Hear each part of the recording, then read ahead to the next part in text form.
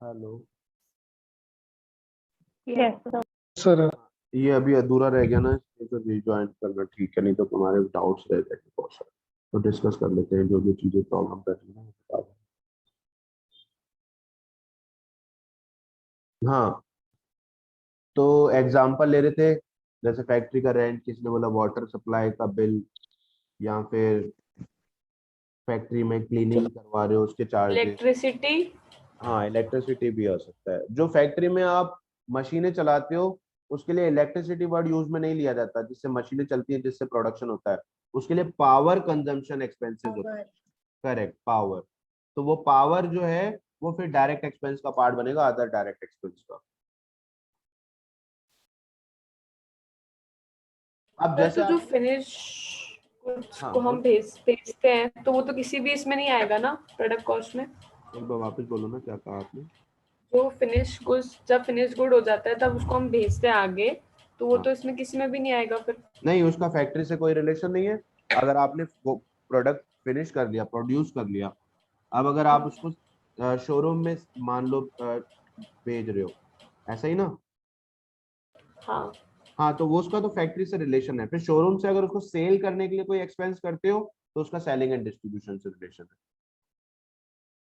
सब production expenses है ना, ऑफिस से रिलेटेड होते हैं, और जो नहीं सेलिंग बेटा, से रिलेटेड होते नहीं, प्रोडक्शन एक्सपेंसेस ऑफिस से रिलेटेड क्यों होंगे? फैक्ट्री से रिलेटेड होता है। हैं। प्रोडक्शन वो आप सब फिनिश ऑफिस में करते हो प्रोडक्शन या हो जाता फैक्ट्री है में ना। करते हो? प्रोडक्शन कहाँ करते हो आप, ऑफिस में या फैक्ट्री में? फैक्ट्री में। सब अपन हाँ बोलो बोलो, तुम्हारा क्या क्वेश्चन है, तुम बोलो अपनी बात। सर है ना, ऑफिस में है ना, फिर उसको फिनिश हो जाता है, फिर अपन है ना वेयर हाउस में या हाँ, तो उसको वेयर हाउस में रखते रखते हैं ना, तो वेयर हाउसिंग का जो भी चार्जेस वगैरह लगते हैं आपके, अगर मान लो रेंटेड है वेयर हाउस, तो जो रेंट लग रहा है, या फिर अगर वहाँ पे कोई कोल्ड स्टोरेज है उसका पैसा खर्च कर रहे हो, या कोई वहाँ पे वॉचमैन है उसको पैसा दे रहे हो, या इलेक्ट्रिसिटी है उसका पैसा खर्च कर रहे हो, ये सारा एक्सपेंस सेलिंग एंड डिस्ट्रीब्यूशन से रिलेटेड माना जाता है। कि गुड्स प्रोड्यूस हो गया, अब उसको सेल या डिस्ट्रीब्यूट करने से रिलेटेड है। ऑफिस में कौन सा ओके। एक्सपेंस होगा? तो ऑफिस में तो क्लरिकल वर्क स्टेशनरी होता है। एक्सपेंसेस। हाँ, स्टेशनरी एक्सपेंसेस हैं, कोई मैनेजर है, या फिर कोई आपका ऑफिस फर्नीचर, उसका डेप्रिसिएशन है, ऑफिस की इलेक्ट्रिसिटी है, या कोई टैक्सेशन वगैरह है, ऑडिट फीस है। इस टाइप के एक्सपेंसेस जो है वो ऑफिस से रिलेटेड होते हैं। तो जो ऑफिस में होने वाले एक्सपेंसेस, अब उसको भी आप इस तरीके से क्लासिफाई कर सकते हो, इनडायरेक्ट मटेरियल, ऑफिस में भी यही खर्च होते हैं। इनडायरेक्ट मटेरियल, इनडायरेक्ट वेजेस भी हो सकता है, और अदर इनडायरेक्ट एक्सपेंस भी हो सकता है ऑफिस में, ये तीनों यहाँ पर भी हो सकते हैं।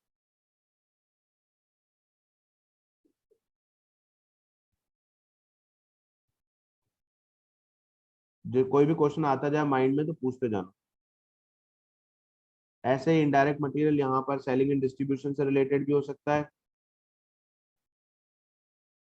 इनडायरेक्ट वेजेस भी हो सकता है, और अदर इनडायरेक्ट एक्सपेंस भी हो सकता करेक्ट एक्सपेंसेस। है। करेक्ट। अब इनके एग्जाम्पल आपको माइंड में रखने, कुछ कुछ एग्जाम्पल हमने ऑलरेडी डिस्कस किए। सर बोलो अगर सेल्समैन से। सेल्समैन की जो सैलरी है वो, यस सर। उसको आप सेलिंग एंड डिस्ट्रीब्यूशन में अदर इनडायरेक्ट एक्सपेंस में रखेंगे, यस सर। क्योंकि वो कोई मटेरियल नहीं है, वो कोई वेजेस नहीं है। और एग्जाम्पल बोलते जाओ, अपन इसको क्लासिफाई करते जाते हैं, किसी के मन में जो भी एग्जाम्पल आ रहा है बोलते जाओ सर ना। बेड डेब्ट्स आ सकते हैं क्या? बेड डेप बेटा, यहाँ पर है ना, बेड डेप का बड़ा लोचा है। कॉस्ट अकाउंटिंग और फाइनेंशियल अकाउंटिंग जो कहता है, कॉस्ट अकाउंटिंग कहता है कोई प्रोडक्ट प्रोड्यूस करने के लिए जो पैसा खर्च होता है आप उसी को कंसिडर करो।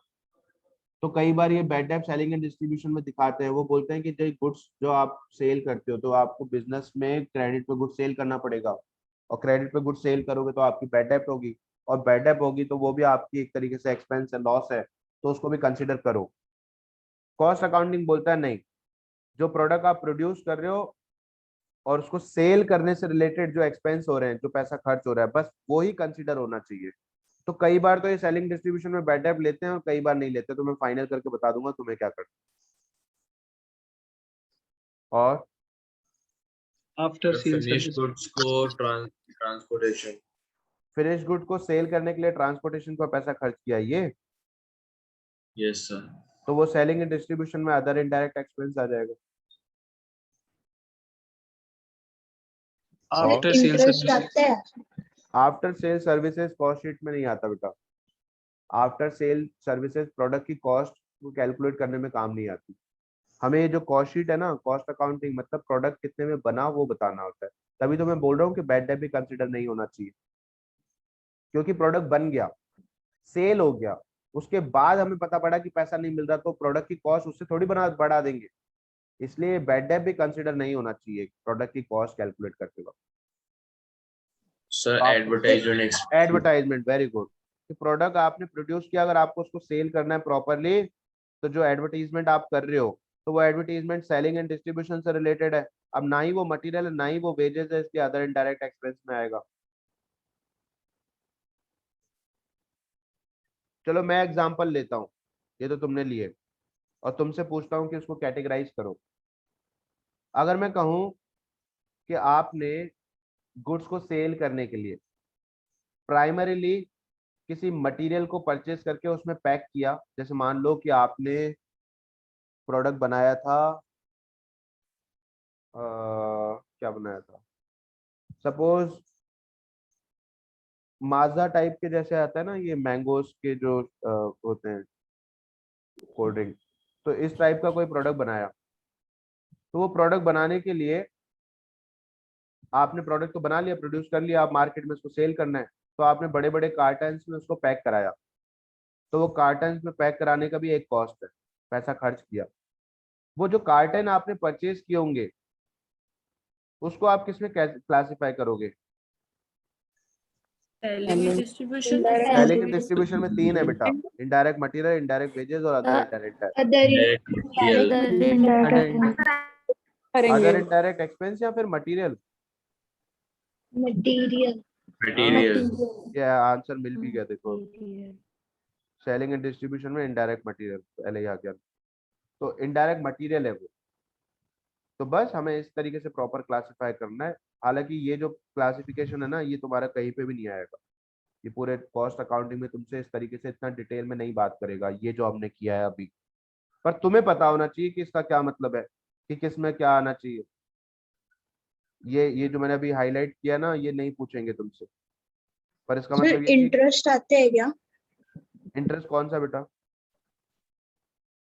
बैंक से लोन लिया हुआ नहीं, वो फाइनेंशियल एस्पेक्ट होता है, वो कॉस्ट शीट में कवर नहीं होता। इंटरेस्ट बैंक से जो लोन ले रखा है आपने, उस पे जो आप इंटरेस्ट पे कर रहे हो, वो एक फाइनेंशियल एस्पेक्ट है, वो कॉस्ट का एस्पेक्ट नहीं है, तो वो इंटरेस्ट इसमें नहीं आता। डिविडेंड भी नहीं आता।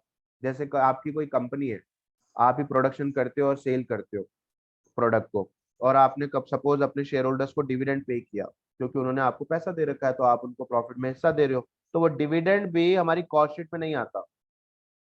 हमारी कॉस्ट शीट में सिर्फ वही एक्सपेंसेस आते हैं जो प्रोडक्ट को प्रोड्यूस करने से रिलेटेड होता है, बनाने से रिलेटेड होता है।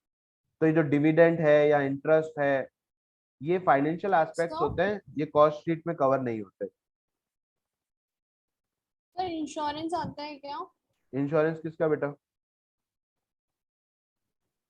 सर किसी भी चीज का इंश्योरेंस लेते जैसे हो, मान लो फैक्ट्री फैक्ट्री की बिल्डिंग है, उसका इंश्योरेंस करा रखा है, तो हाँ वो आएगा, वो कॉस्ट शीट में प्रोडक्ट की कॉस्ट का पार्ट बनेगा, क्योंकि फैक्ट्री की बिल्डिंग। Indirect direct.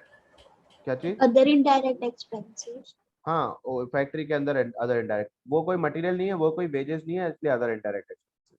तो ये तो तुम क्लासिफाई करना सीख रहे हो कि direct indirect material, indirect wages या अदर इनडायरेक्ट एक्सपेंसेस। मैं वही कह रहा हूँ आपको कि आपका ये क्लासिफिकेशन जो मैंने हाईलाइट कर रखा है, ये आपसे नहीं पूछेंगे, पूरी कॉस्ट शीट में कहीं नहीं पूछेंगे।